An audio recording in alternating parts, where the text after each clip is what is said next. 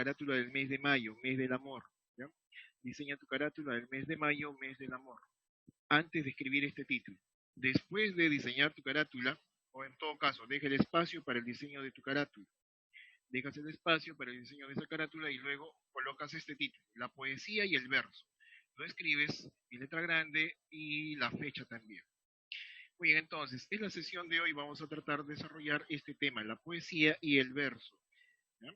El objetivo de esta sesión es que ustedes puedan reconocer la naturaleza y características de la poesía y el verso, además de otras características que posee este género literario. Vamos a empezar entonces con la definición. A ver, rápidamente digo, el género lírico, la poesía y el verso, ¿ya? Son elementos que pertenecen al género lírico, ¿ya? ¿Qué es el género lírico? Decimos que el género lírico nace en Grecia en el siglo VII antes de Cristo. Nace en Grecia en el siglo VII antes de Cristo, en el 700 aproximadamente antes de nacimiento de Cristo. Debe su nombre al instrumento musical llamado lira. La lira era un instrumento de cuerda, ¿ya? En forma de V, ¿ya? En forma de V, en el cual eran trazados unas cuerdas. ¿Sí? Entonces, se conoce mucho la lira porque Orfeo, el semidios griego, la usaba sí, a ver, acerca del copiado después, ya solamente atiende nada más. Decíamos entonces, el dios griego Morfeo lo usaba para conciliar el sueño, ¿no? O de pronto lo acompañaba para cantar sus diversos poemas o composiciones. A ver, seguimos entonces. Ya sabemos que es el género lírico. Nace en el siglo VII antes de Cristo. Su nombre, la palabra lírico, proviene del instrumento musical lira. Era un instrumento de cuerda, ¿ya? Ahora, el objeto de estudio de el género lírico es esto de acá, el poema, ¿de acuerdo? El objeto de estudio del género lírico es el poema, ¿ya? Ahora, ¿qué es el poema? Me dirá usted. Mira, a ver, decimos que el poema, a ver, un momentito, a ver, le estoy diciendo que no copies todavía, ¿ya? A ver, decíamos, el objeto de estudio del género lírico es el poema, ¿ya? Es la unidad de estudio del género lírico. El poema, a su vez, se compone de versos y estrofas, ¿ya? El poema se compone de versos y estrofas, como en este caso. A ver, observa. Mira, a ver, tengo aquí el poema de Machado, Los Sueños, ¿ya? Cada una de las líneas que compone un poema, cada una de las líneas que compone un poema, le llamamos verso. Cada una de las líneas que compone un poema le llamamos verso, ¿ya? Y al conjunto de versos, al conjunto de separación de varios versos le llamamos estrofa. Por lo tanto, el poema sería un conjunto, ¿ya? Sería un conjunto de versos y estrofas, ¿de acuerdo? Un conjunto de versos y estrofas. Pues ya sabes entonces qué es un verso, es cada una de las líneas que conforma un poema, cada uno de los versos que conforma un poema. Ahora, ¿qué es la estrofa? La estrofa es la agrupación de varios versos, ¿sí? Esa es la estrofa. Muy bien, ya sabemos entonces qué es un verso, qué es una estrofa. A ver, sigo. Después de ello, ya sabemos entonces qué es un verso, qué es una estrofa. Ahora, las estrofas tienen rima, poseen rima. Es por eso que cuando usted lee unos versos, lee un poema, lo lee de forma distinta y suena de forma diferente, casi como una canción, justamente porque contienen rima, ¿ya? A su vez contienen ritmo también. ¿En qué consiste la rima? Lo vamos a ver en un momentito. La rima tenemos de dos tipos, la rima consonante o perfecta y la rima asonante o imperfecta. Ahora, ¿qué es el ritmo? Es la entonación, la melodía con que se leen los versos, ¿sí? Cuando usted ha leído un verso o ha escuchado la lectura de unos versos, ya va a descubrir que tienen una entonación. A esa entonación le llamamos el ritmo del verso o el ritmo del poema, ¿ya? A ver, vamos a ver entonces lo que le había dicho. El caso de la rima. El caso de la rima. ¿Qué es la rima? ¿Qué es una rima? A ver, le vuelvo a decir, por favor, solamente atiende. No copies nada ni escribas nada si no tienes nada que preguntarle al profesor acerca del tema, ¿ya? Muy bien, seguimos entonces. Decíamos, el, la rima es la coincidencia de sonidos al final de dos o más versos, ¿sí? es la coincidencia de sonidos al final de dos o más versos. Se clasifican en rima consonante o perfecta y rima asonante o imperfecta.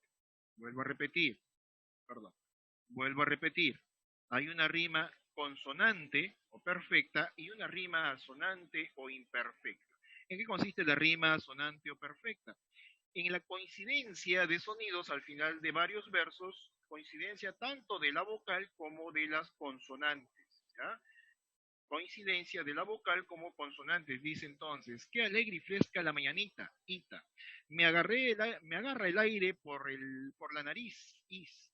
Aquí se repite. Los perros ladran, un chico grita.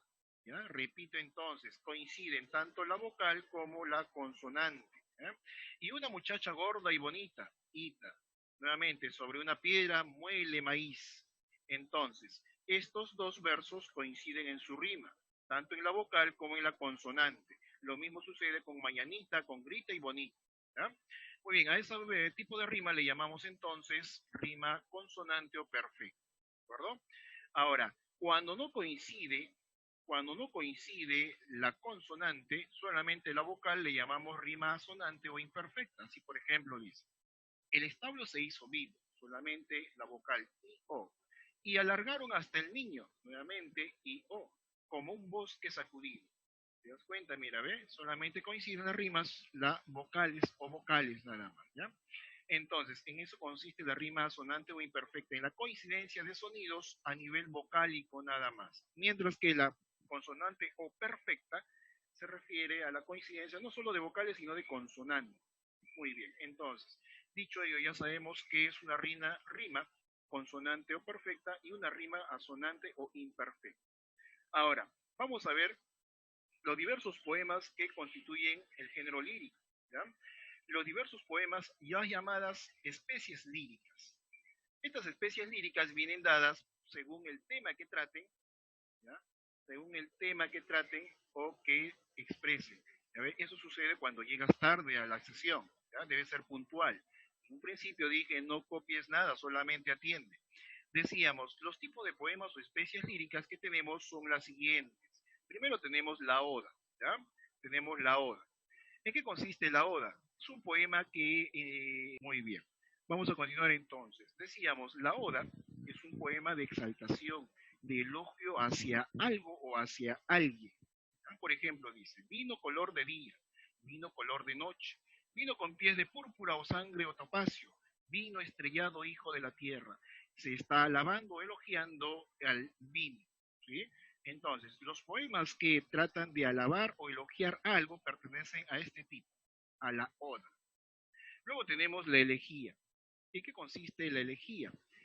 La elegía es un poema que expresa dolor, ¿sí? De melancolía del poeta por la pérdida de un ser querido. Por ejemplo, dice estos versos. Al perderte yo a ti y yo, perdón, al perderte yo a ti, tú y yo hemos perdido. Yo porque tú eras lo que yo más amaba, y tú porque yo era el que te amaba más. Pero de nosotros dos tú pierdes más que yo, porque yo podré amar a otras como te amaba a ti, pero a ti no te amarán como te amaba yo. Entonces, esos son los versos que corresponden a este ejemplo de elegía, recuerda. Oda, poema de alabanza, elogio; elegía, poema de tristeza, por la pérdida del ser querido. Luego tienes el madrigal. ¿Ya? El madrigal es un poema amoroso, dedicado o cantado al ser querido, al ser amado. Por ejemplo, dice, eres luz de mis noches, ángel de mi vida guía, mis amores derroches, que por tu amor anhelo, para que mi alma nunca dejes vacía y eternamente vivamos en el cielo. Entonces, es un poema para ser cantado generalmente, ¿ya? En eso consisten los madrigales. Luego, por último, tenemos las églogas. Las églogas básicamente son poemas bucólicos.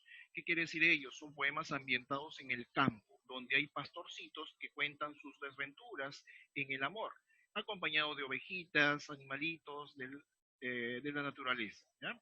Así, por ejemplo, tenemos una de las églogas de Garcilaso de la Vega, el poeta español, que dice, el dulce lamentar de dos pastores, salicio juntamente y nemoroso, he de contar sus quejas imitando, cuyas ovejas al cantar sabroso estaban muy atentas, los amores de pacer olvidadas escuchando.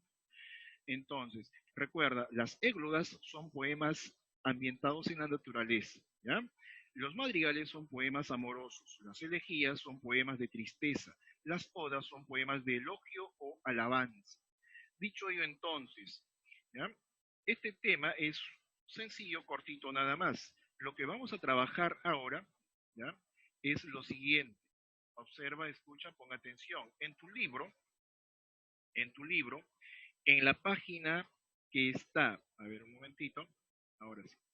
En tu libro, la página o página 124, ¿ya? Ubícate ahí, 124, 125 y 126. Lo vamos a desarrollar conmigo o todos juntos para terminarlo rápido, ya que la siguiente media hora necesito que estés atento a la segunda parte de este tema, que tiene que ver con las figuras literarias. A ver, rápidamente entonces, en la pregunta número 1 dice, ¿qué aspecto sobresale en la elegía? Te había dicho qué tipo de poema era, ¿no? ¿Qué aspectos sobresalen en la elegía? Usted coloca ahí.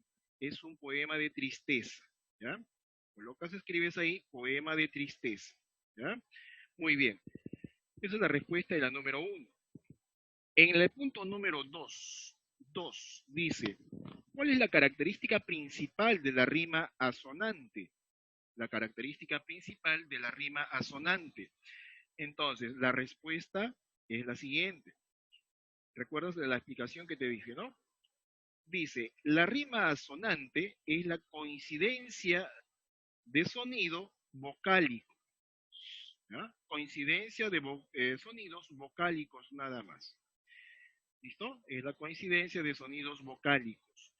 Esa sería la respuesta en el punto 2. ¿Ya?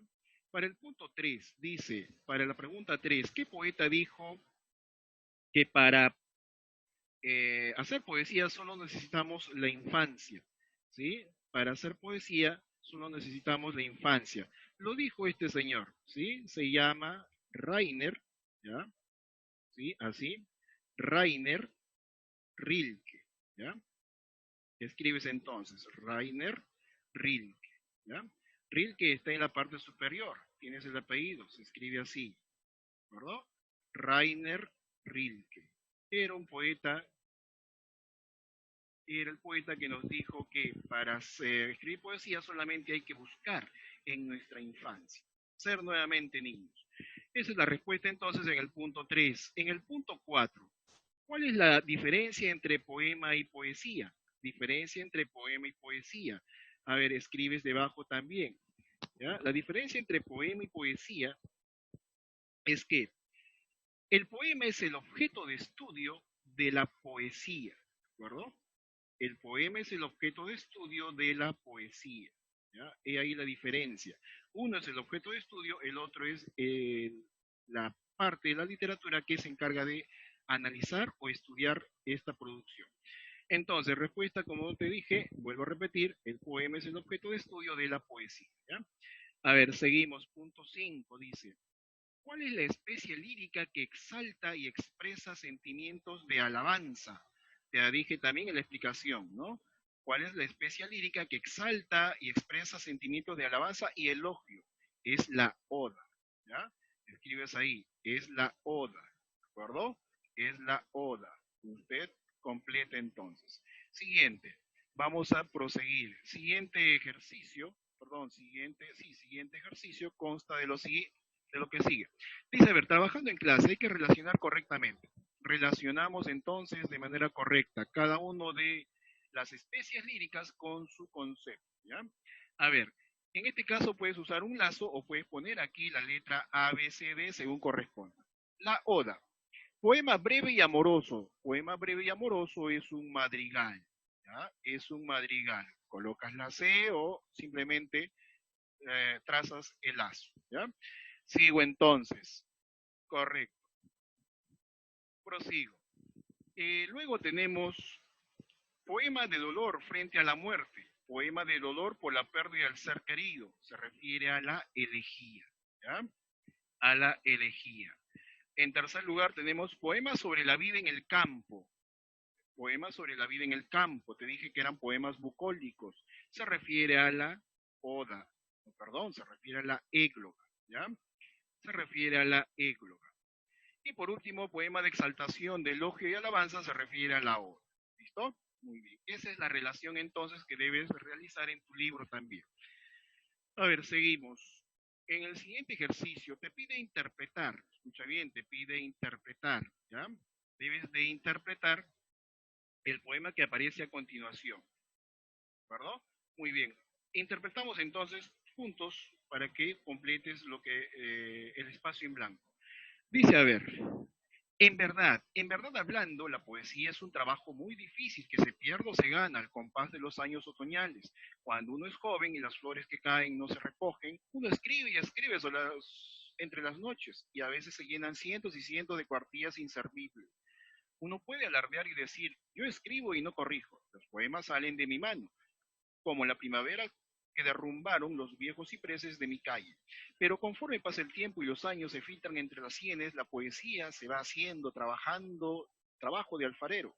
Arcilla que se cuece entre las manos, arcilla que moldean fuegos rápidos, y la poesía es un relámpago maravilloso. Una lluvia de palabras silenciosas, un bosque de latidos y esperanzas, el canto de los pueblos oprimidos, el nuevo canto de los pueblos liberados, y la poesía es entonces el amor, la muerte, la redención del hombre. Escribimos aquí entonces en estos espacios, ¿ya? Completamos la interpretación. A ver, ¿listo? Listos. Dice entonces, para el poeta, ya empiezas por ahí, para el poeta, ¿ya? La poesía, ¿ya? La poesía no es solo, no es solo acumular manuscritos o escribir por escribir. No es solo manuscritos o escribir por escribir, sino que necesita de un trabajo laborioso, necesita de un trabajo laborioso, necesita de un trabajo laborioso, ¿ah? Necesita de un trabajo laborioso, en el que, en el que